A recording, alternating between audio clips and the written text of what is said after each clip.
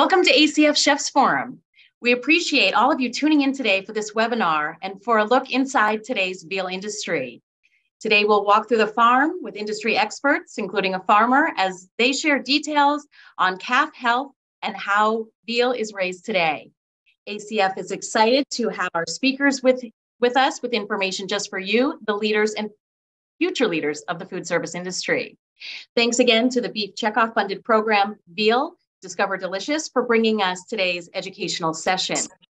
Before we begin, as a note, we'll be answering your questions at the end of today's presentation. So please feel free to use the chat function to collaborate with other viewers and use the Q&A function anytime during the session to pose questions to today's speakers. Let's get the discussion going in the chat by telling us where you're tuning in from today. I'm Jackie Pressinger, American Culinary Federation's Director of Strategic Partnerships, and I'm excited to introduce today's guests. Ashley Russell and Donna Menning manage veal programs funding by the Beef Checkoff on behalf of veal farmers. We'll be joined today by Steve Anderson, a veal farmer from Indiana, and they'll be sharing a look inside one of many family farms that raise veal in the United States. They have a lot to share, so at this time, I'll pass the presentation over to our guest. Thank you, Ashley.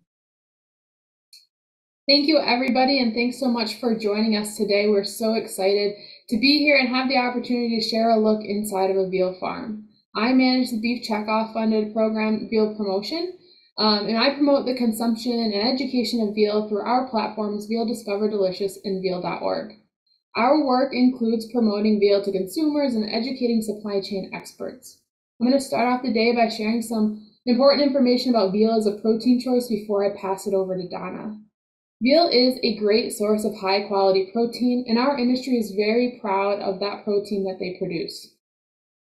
If you're not aware of the exact nutritional profile of veal, it is similar to beef. As you can see, it has a lot of the same key nutrients as beef here on the screen, and it's high in protein while actually being a little bit lower in calories. And so a cooked serving, a 3-ounce cooked serving of veal, provides about 27 grams of protein and only about 170 calories. It also includes those other important micronutrients that are important to our diets, and you can learn a little bit more about the nutritional profile of veal at veal.org. While we do share nutrition messaging, and it is very important, one of our biggest messages that we also share is about veal, is promoting veal in a different look or a different point of view.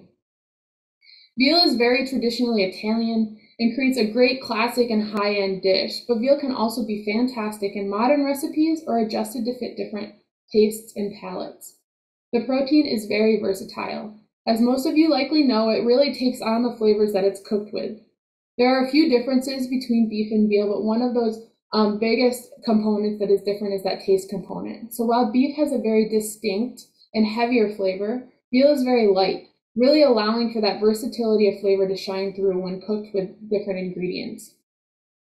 There truly are endless opportunities and a range of options when it comes to veal, whether classic or modern, from grounds to cutlets, and all the way up to those high-end French rib chops, which are really comparable to those high-end beef cuts.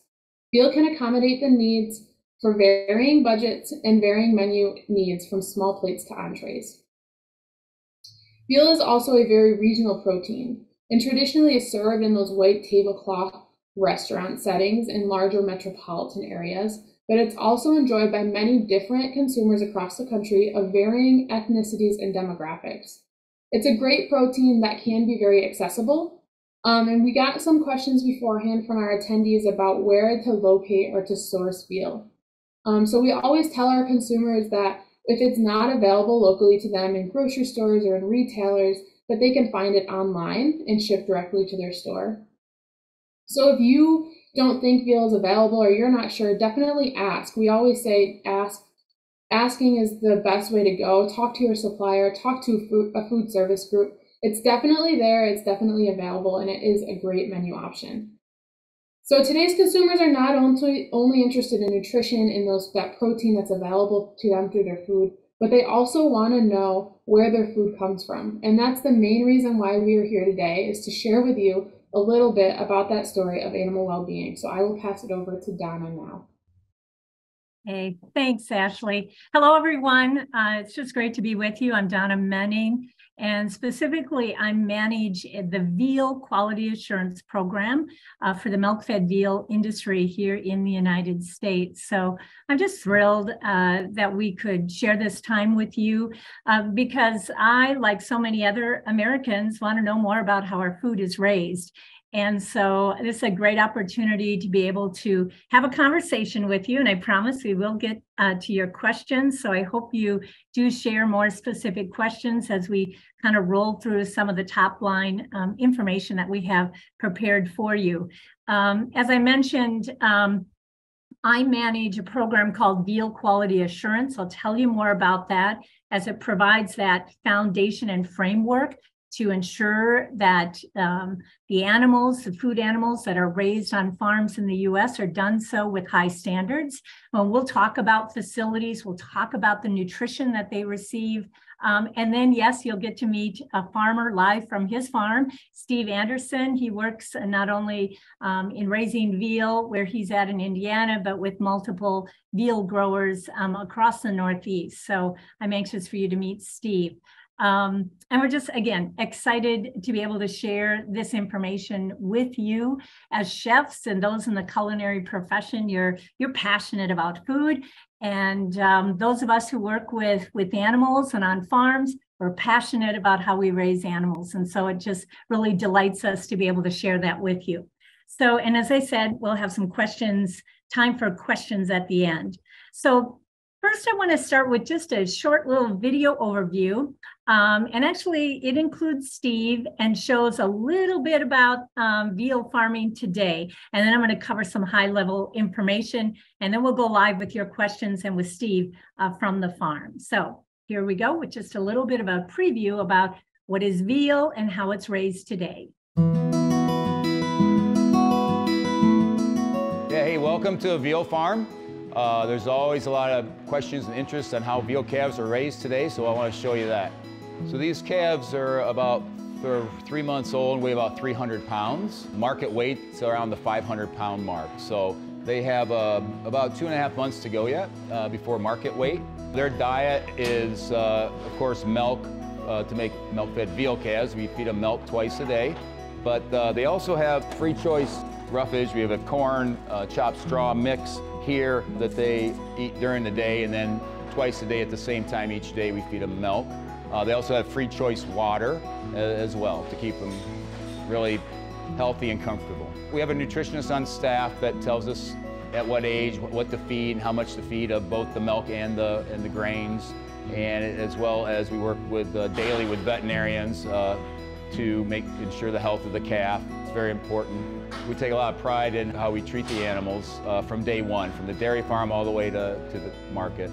The flooring in the group pens are designed where it's got the coating on it, so it's comfort. We call it comfort flooring.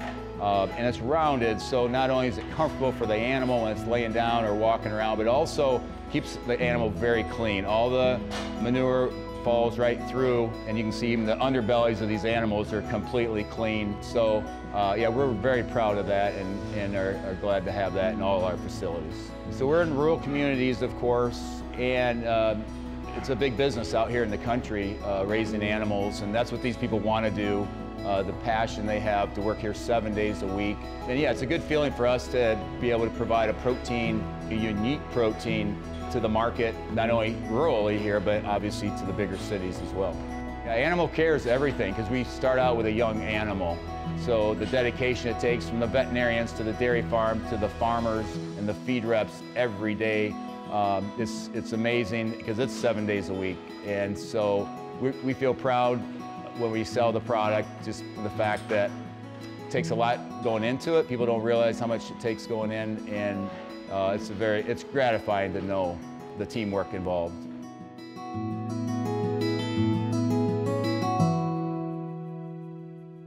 We're going to go to Steve in a moment, but let me just kind of go back through some basic information about veal here in the United States, because things have drastically changed, I think, when veal was first introduced decades ago. Veal production is primarily in the Northeast. Primary states you can see here: New York, Pennsylvania, Ohio, Indiana, Michigan, and Wisconsin, and very much a farm family entity and business. I've been out on a number of farms, and you always see the entire family engaged, which is awesome. Myself, growing up on a farm, it's a wonderful place to raise a family and be able to, just work with nature and work with animals. So the veal industry today in the Northeast is very much that. I also want to say that many of those who raise veal today are also Amish. So we for obvious reasons, are not going to be showing Amish families in any videos or images, but we have, I'm very thankful for those in the veal industry here in the U.S.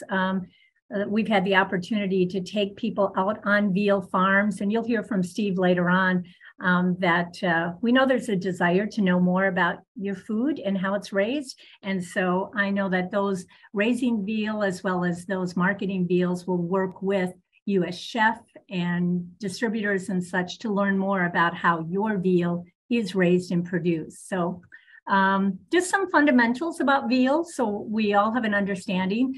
Veal comes from a calf that originally gets its start on a dairy farm. Veal farmers and those who work in the veal industry will purchase bull calves from dairy farmers or from auction barns. The majority, just to backtrack, all dairy cows will give a calf once a year. And female calves will become the dairy cows producing milk. The bull calves, the male calves, the vast majority are all going into the beef supply, being fed and raised for beef. In fact, about 20% of the beef supply originates from dairy. A very small amount will be sourced and moved on to a veal farm and raised for veal. And here's where there's, again, some of the misperceptions about how veal is raised. It's significantly different. We're going to start out once those young calves come to a farm. Yes, they are in individual pens, like you see in the pictures here. And there's good reasons for that. Because farmers, we take such a high priority in the health and well-being of those calves. They need to be in these individual pens because they essentially have no immunity. So you have them in an individual pen because they're a young animal. You want to give them that individual attention. You want to make sure that they're not sucking on one another, which calves will just naturally do. They are not in these calves all that long because you're caring for them, and calves grow and thrive. And so very quickly, from anywhere from could be 4 to 8 weeks, they're moved into group pens. And those group pens can be of 2 calves or more. And that's where they can socialize. And whether they're in the individual pens, as I showed you on the previous page, or once they're moved into group pens or buddied with other calves, they've got space. We want calves to have space because it's part of just their, to the ability to socialize with other calves. They need room to groom themselves, to move around, to have space to lay down. So, and again, we'll be going live to the farm here with Steve in just a moment, but every decision made on a farm when you care for animals is about the animal welfare. And is that animal being well cared for? Is it healthy? Is it growing? Is it thriving? That's first and foremost to those of us who work with animals. So, and the other thing that's really important, in terms of making sure animals have a very, comfortable place to live and socialize with other animals, is that nutrition.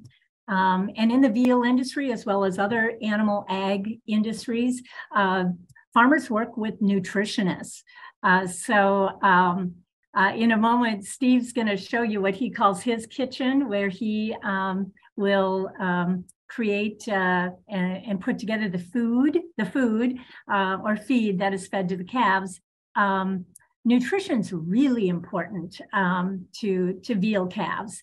And you may hear terms. Here's a place where I just want to kind of take time to think about the word special fed formula fed, milk fed, they essentially mean all the same thing. They're receiving a milk formula, a very nutritious milk formula, which is perfectly natural for a young animal to consume. This milk formula is managed for proper protein, managed for iron, fat levels. Another myth that has long been out there is that veal animals are anemic, and that is not true. Having an animal that is anemic would not be in the best interest of the animal. And again, it's in the best interest of raising an animal to ensure that they have all the proper nutrition that they do. The other thing you might not be aware of, and this is another significant change that has occurred over the last few decades, veal calves also receive grain and roughage. And by the time they're marketed, they are a fully ruminating animal. So it's not, while they may be referred to as special fed or milk fed, they're also receiving grain and roughage. And Steve will go into greater detail on that when we join him on the farm. So nutrition is important, and giving those calves good nutrition, all part of their well-being as well. And then the veterinarian, so essential to every veal farm. Veterinarians work closely with veal farmers to ensure the health and well-being of the calves. And they also play a critical role with the program that I manage, and that is the Veal Quality Assurance Program. And as I mentioned, the goal of that program is really to set the foundation and framework, and licensed veterinarians then certify that all the farmers are following these best management practices. And really the result of that is, I think, twofold: to ensure that everybody is operating from, the high level, the high standards for animal well-being, as well as, nutrition and facilities and such. So ultimately to give you as culinary professionals the assurance that, yes, these calves were humanely raised and they have been raised with high standards. Now, many companies will also have additional standards that are required. There's also third-party audits that we know that go on within the veal industry. And I will also say packer processors really make the Veal Quality Assurance Program the foundation that they require of the calves that are received for marketing at their plants. So if you've not been aware of the Veal Quality Assurance Program, be sure and ask about it, because it is definitely something that is widely utilized, and it's the foundation for how calves are raised, as well as how if there are employees on a farm, that continuing education that they receive as well. I do want to mention, I work with a technical advisory group, and actually we're right in the midst of working with 10 professionals. These represent animal scientists from universities, as well as veterinarians, to help review and then update the best management practices outlined in the program. So we're right in the midst of doing that. Program components include animal health and antibiotic stewardship. We know that is critically important, and that, again, is why the role with the veterinarians are so important. Feed and nutrition, housing and facilities, overall calf handling and transportation, and then just overall management on the farm there, and employee training are just some of the components included in the Veal Quality Assurance Program. And there is widespread engagement in this program. So we're very thankful for that within the veal industry, and very thankful for the engagement of the veterinarians, because they're the ones that are most aware of and work very closely with the farmers. They assess and provide all the confirmation that certification requirements are being met, or where there is improvements needed, they work with the farmer on those improvements.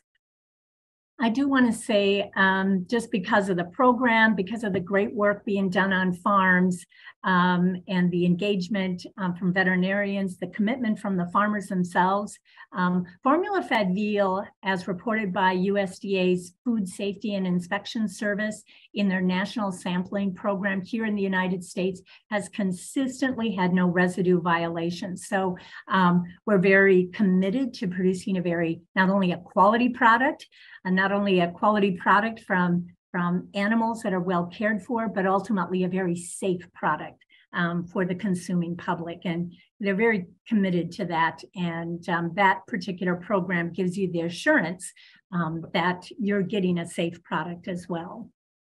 So to kind of, before we turn things over and start addressing your questions and visiting a little bit more with Steve, you know, another myth, I think, in terms of veal is that it is this really young animal. And actually, it is raised for about 6 months. At the time of market, it is 500 or more pounds. It's a significant animal. It is a ruminating animal. It's bigger than a pig, older than a turkey, just to give you context for other animal protein that is out there at the time of harvest. And then, of course, at our veal processing plants, there's further inspection both by federal and state agencies, again, to ensure that you have a very safe as well as high quality product that you can do your magic with as culinary professionals and ultimately serve to your customers. So, so that kind of gives that broad overview of how veal is sourced, raised, fed, cared for, and then those programs like Veal Quality Assurance that ultimately you know, give you further assurance of the product that you're receiving. So. So I'm going to kind of stop my talking because it's always better to talk directly to those who raise veal. And as Steve Anderson gets his camera turned on, we're going to shift right to the farm and so you can see for yourself. And again, I want to thank the American Culinary Federation for the opportunity to have this webinar because we know people are interested, and you as professionals in the culinary industry especially want to know how your food is produced. So we're more than happy to share that, and I'm going to have a little bit of a conversation here with Steve Anderson. So first off, just say a hello to Steve. You see him up there outside the barn building. Steve, are we all connected and ready to go? You want to just say hello? Yeah, can you hear me? Awesome. Good. So tell us, before you get started, Steve, just a little bit of a reminder. Steve actually has been involved in the veal industry for a long time. He actually grew up on a veal farm in Michigan, and then has now been involved in working with veterinarians, nutrition professionals at Strauss Veal Feed. He raises veal. He works with a lot of other veal farmers. And so, Steve, you're about to take us into a barn right there and show us just a little bit about how veal is raised today. So, and then I'll kind of be monitoring some of the questions. So I'll let you walk us in initially here and tell us what we're looking at. Yeah, well, first of all, thank you for having me. And I tell you, as farmers, we're proud of what we do. We want to show people. We don't have that opportunity a whole lot. So again, thanks for that. So as Donna said, she didn't mention my age, but as I was 10 years old in 1975, started raising calves with my family farm up in Michigan. So a lot's changed since then. So today we're going to show you a modern veal barn and what goes on. So come on in. So this is the kitchen. This is where the milk feed is stored and where we mix the milk before it goes out to the calves. So here is the mixed tank. You refer to in your kitchen as a mixing bowl, but all the powdered milk is poured into here with water and mixed before sending it out to the calves. And it's a warm milk, isn't it? Because that's what calves want, is a warm milk. Right. So the Strauss Feed Company, what the nutritionist does there is designs a milk that replicates mother's milk. And so, and the mother's milk temperature is 104. So we feed it at 104 degrees, just trying to replicate everything from like mother's milk. So. Very good. Keep walking. And for folks entering questions, I am going to get to them. We'll just let Steve show us just a little bit more, and then we'll start our conversation on more of the questions. So here we are inside a barn. Yeah. So a little bit about what we do on a day-to-day basis. So we're going to feed milk to these calves twice a day at the same time every day, 7 days a week. And then in between the feedings, we have the roughage, the grain, and the chopped straw that they can munch on during the day. I'll show you that up close here a little bit. So it's just a high quality grain and chopped straw that they like. They also have free choice water. I'll show you. So they have access to water at any given time. That water is a little bit like in pig buildings as well. Other farmers in the livestock industry would use something similar to that. So that's pretty natural for an animal to come up to that and draw its water out, correct? Nice, clean, quality water. Yeah, it's made out of stainless steel, so it's very sanitary as well. A calf in his a veal calf in its lifetime, it's going to consume about 700 pounds of milk solids and about 300 pounds of the grain and roughage. And again, market weight 500 to 550 pounds. Yeah. Donna said it earlier, we work with veterinarians, nutritionists, as well as closely with the feed company and other area farmers to create that teamwork to help each other raise better animals. Now, one thing, I just want everyone to be just quiet for just a moment. I want you to take notice of how quiet this barn is. I've been around animals all my life. Obviously, Steve has. And when you think about the nature of animals, they make noise when they want something. Throughout the day, I've got like many, I've got a corgi in the house, and she lets me know when she barks. She lets me know when she needs to be let out or wants to be fed. Cows will moo, bellow. This barn's quiet, Steve. So I want folks to take notice of that, because that's a good indication of comfortable, content, healthy calves. But there's a lot more that you look at in terms of how do you know if calves are healthy and thriving? What do you as a farmer, what are you looking at on a daily basis to ensure that calves are healthy and their welfare is being addressed? So it's all about individual attention, have the right people in the barns that are passionate for the animals, looking for a clean, sanitary, good environment for the calves. Appetites are a big part of how you tell if animals healthy, just like humans. I mean, if we have good appetite, we're happy. And so I guess that being said, go ahead, Donna. Okay, yeah. That daily attention is really important. Just to remind everybody, farmers are out here, several times a day to feed, but then they really do know. And you'll actually, in a barn like this, will have a pen if, and this is going to relate to a question we received, if there is something that you visually notice a calf is not feeling well. I mean, they can have droopy ears, or maybe you see it in their eyes. So just like, again, the best analogy I can think of is because of, pets. You can sense when your pet is not feeling right.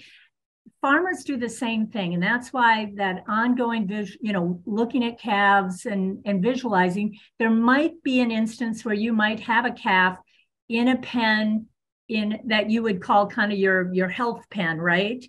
Should something be going on with that calf, that the rest are doing well, but one isn't feeling good, right? What might that be? What might that be that would cause them for you to put into a health pen? Oh, well, just because they're in groups, you could have a leader in that group that doesn't let the one eat as well as the other. So you separate, you sort by appetite, the speed that they eat. If they're not feeling well, obviously separate the animal and take its temperature and treat it properly to get it back to health. Yeah. Happen. Very good. Steve, tell me, what do you enjoy most about your job in terms of raising veal? It's been a part of your life. Yeah, that's what do you enjoy most? Well, one is just working with farmers. They're good people, and the neighbor farmers, and we all work together, as well as the Strauss Feed Company. And I tell you one thing I think about when you ask that question is I don't know if Chef Marcus Daniels is on here right now, but it's a local restaurant that serves our veal. And when I'm in there and see the high quality ingredients that go in and know that one of those ingredients came from our farm, it's really satisfying to me, just at the local restaurant. Yeah. So I'm happy to take any other questions that Steve can help address as he kind of shows us here. It looks like there are some pens that are empty in this barn, Steve. So how close to market weight are these? Have some of the calves in this building already been marketed? So tell us a little bit about the weight and age of these calves. Yeah, these are market weight calves. So actually, some of them went out already, and the rest go out here in just a few days. So yeah, these are market weight calves. They're going to weigh 500 to 550 pounds. And so that's the weight you want. That's where you get your nice thick veal chop that you all like to serve. Very good. And as I look behind you, look at the sides of the building, sometimes our terminology in farming isn't easily understood, but we will refer to where you see the windows, we will refer to curtains. Those curtains can be raised and lowered. Obviously, it's wintertime, so those curtains are going to be up just to maintain a good temperature for the health and well-being of the calves. In the summertime, when it's nicer, those curtains will come down. Steve, you want to comment anything more? I see a fan up there as well. All of those things in terms of a facility help provide for the well-being of the animal, correct? Yeah, it's all about the comfort of the animal. So in the summer, we do have the fans going, the curtains are down, and it's a chimney vent system to keep them cool. And then in the wintertime, it's heated. And then we still have air exchange. The curtains are open somewhat to get air in, but yeah, you want to kind of keep it warm, keep the moisture down, and keep it comfortable for the animals, for sure. There was a question here, and it comes off of something I just said earlier about residues, and where I said that here in the U.S., in terms of USDA's National Residue Sampling Program, the entire U.S. And animal agriculture, as well as the medical facility, is very committed to the stewardship of use of antibiotics. So within animal agriculture, and specifically in veal, and it's not very often, if an animal is sick and a veterinarian needs to prescribe an antibiotic, because that is how it should be treated, that's all monitored. There's withdrawal periods. So for the barn we just saw, there wouldn't be any animal in there that is going to be marketed. That's part of the process to ensure that there's withdrawal periods, so animals are not marketed, to ensure that there's no antibiotic residue. So I want to be forthright in talking about it because I know it's of interest to people. In veal, we veterinarians pay very close attention in working with their farmers, but should an animal be sick, you want to do what's right for that animal as well and help it to feel better. And that's where a veterinarian comes into play to prescribe a specific health product to help that calf get better. And then there's a very extended period to make sure that when you market an animal, it is a very safe product animal that goes into the marketplace. So happy to provide that individual any more information if they'd like. But we have a lot of confidence in working with veterinarians. And Steve, if there's anything else you would add to that, but I do emphasize the if, because first and foremost, you're caring for the calves. They're healthy, they're thriving. And so it is an if they need it. It is not something routinely given to animals. You're only going to provide that if it's needed. Yeah, we work with veterinarians and they do any prescribing. Let's see, I'm looking at some of the other questions here. Steve, you went into the kitchen. Was there something you wanted to share specifically? Because then I think I'm going to open up some of these questions so Ashley can help with them as well too. No, go ahead. I did you saw ear tags in the calves, ear traceability back to the farm. I don't know if I mentioned that or not, but back to the farm they were born at. I think I did mention that. Okay, good. So Ashley, some of these questions might be for you as well. Because there's one here, we know that there's interest in price as it relates to the veal meat products available in the marketplace. So the question here is a little bit about, are there other cuts of veal? What are some of those options that are available?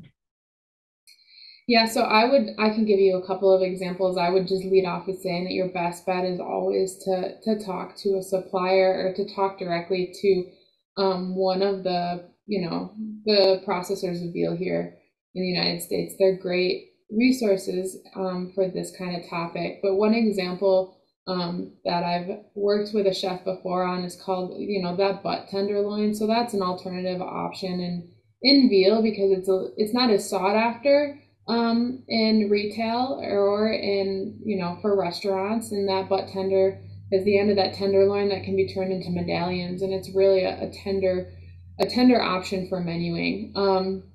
Another option, obviously, for maybe not, they mentioned non-fine dining restaurants. Ground veal is a great option, right? It offers a different flavor profile than beef. And I think that's probably one of the things that you should consider, or one of the options you could consider when you're creating that menu. So you've got ground veal, and stew meat obviously creates great pulled veal, and then of course veal cutlets. And so those are some other options if you're not looking for those, French rib chops or loin chops and those types of cuts. Right. I think you kind of addressed the other question there about some of the other menuing ideas. Anything else you'd want to add? What are some of the differences to consider when menuing or cooking veal as compared to beef? Yeah, so I guess the difference between if you're with purchasing beef and veal, I think one of the biggest things that you have to consider is that there isn't marbling with veal, right? Like when we talk about purchasing veal, we talk about looking for that light pink protein with a milky white fat. And because of the diet, like Steve had talked about, how a lot of their diet is that milk, it creates this light pink protein that we recognize as veal. And so that's one of the major differences between veal and beef. Beef has that marbling and that red finish because of the diet they have, the iron, the roughage, the grain, those types of things. And so that's probably one of the biggest differences. And again, that leads into the taste difference as well that you should consider, is how that veal is going to, offer those flavors to the consumer because of the way it was cooked, because it really takes on that flavor profile. And then Steve, I'm going to shift to you. Just there's some questions about how much veal is raised today and where it's sold to. Do you want to just talk about kind of the veal industry, size of a typical family farm, what they're raising, and then the marketing of that product off for harvest? Yeah, so family farm, most all family farms It's probably the smallest one has 80 calves, and the largest one maybe up to 300. So all small family farms, and I think there's 3,000 to 4,000 head a week harvested in the United States. As far as the marketing, obviously the veal sold in a lot of the coastal states, especially on the East Coast and Florida, for good reasons, and where the money's at, where the ethnic groups are as well, and that's Donna, does that answer the question? Or yeah. Let's see. You know, there's a question here, and I'll, you know, maybe Ashley more so, in terms of like consumer insights on demand over the and menu growth year over year. They ask about the last 3 years, and we certainly know the last 3 years have been interesting, right, for everyone within food. But do you want to maybe address that about, you know, some consumer insights about veal, and again, some of those menuing things that are happening there on the menu as it relates to veal? Yeah, so when we, you know, the people that we talk to that have veal on the menu, it does really well when it's on the menu. When consumers know about it, they really enjoy it. And that's a part of what we do here, right, is educating about the veal industry and letting people know that we're really raising these animals with animal well-being in mind. I think the biggest battle that we have is knowledge of veal in general. In recent years, a lot of younger consumers don't know what veal is. They're not aware of the protein. And like I mentioned, it's a very regional protein. So you see it in a lot of major DMAs and a lot of larger metropolitan areas. But outside of that, you don't see it as often on grocery store shelves, or you don't see it on menus as often. And so we work really hard to educate about veal, to increase consumer awareness of the protein, to let them know that it is still available, to educate them about what it is and how we're raising them. And so, you know, our goal is increased consumer demand and growth, obviously. But like I said, when it's on the menu, we hear that people really do enjoy it, that it's very popular. And Steve, you know that just from your veal ultimately goes through distribution channels throughout the country, but you also had the opportunity to work with some individual chefs, and they sure love. Well, I think it helps that they know you, but you've had some great feedback from chefs that you've worked with and that menu it as well too, right? Yeah, for sure. I mean, I love talking to chefs because most of them really like cooking veal, and so putting their own flavor to it. So yeah, it's exciting for me to talk to the chefs, and especially locally. Yeah, it's fun. Good. Very good. Any other questions we can address? Otherwise, I might shift to some closing comments from the group here. I think it's wonderful that we've had the chance to do the webinar.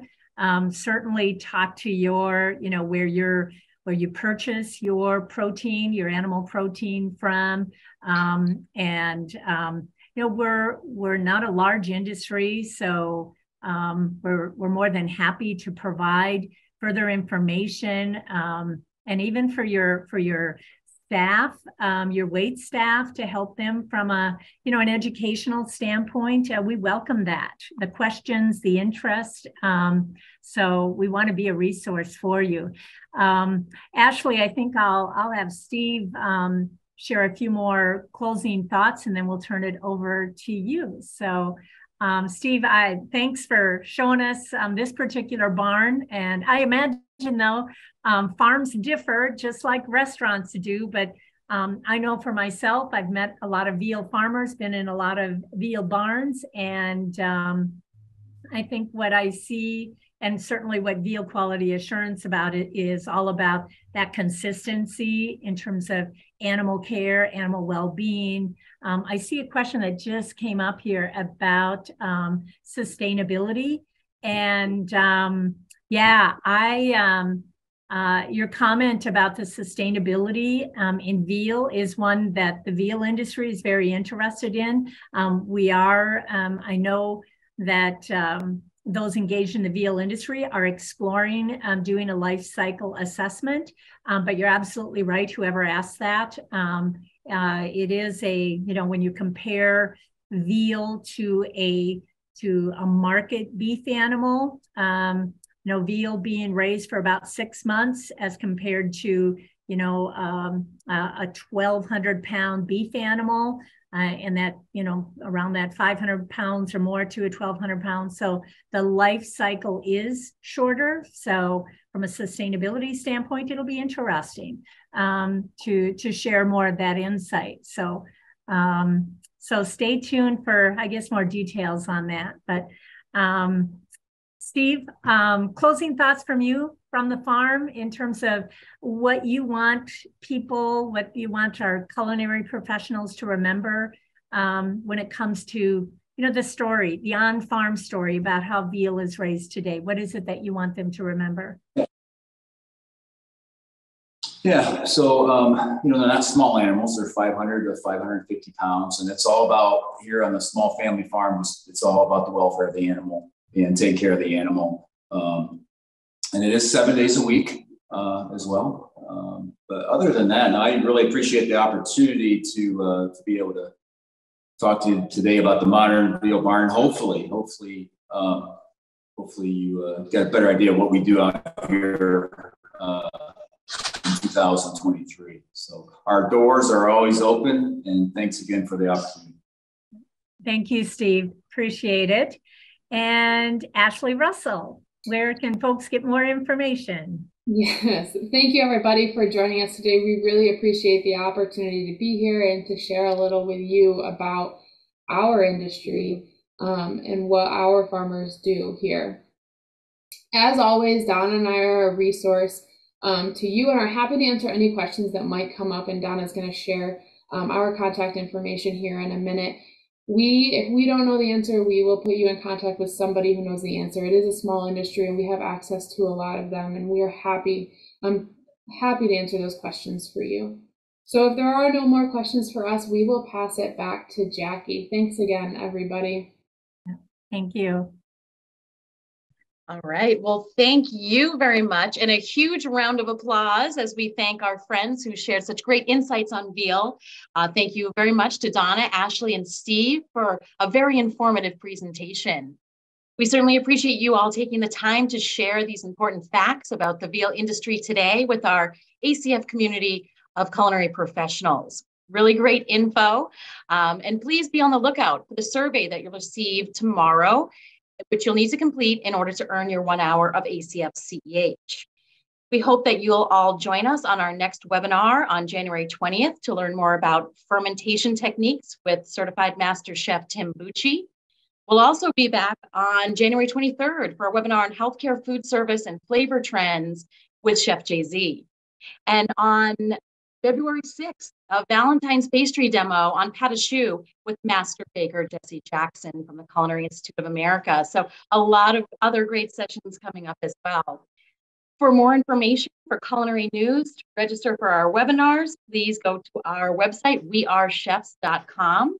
And we look forward to seeing you all at ACF National Convention in New Orleans. We're headed to the Big Easy, July 16th to the 19th, and registration is open at acfchefs.org under the events tab. It's going to be the can't miss culinary education event of the year for sure, and we hope that you'll all join us. So on behalf of the ACF National Office, thank you again to our partners at Veal for bringing us this opportunity, and thank you for tuning in today. Have a great day, everyone.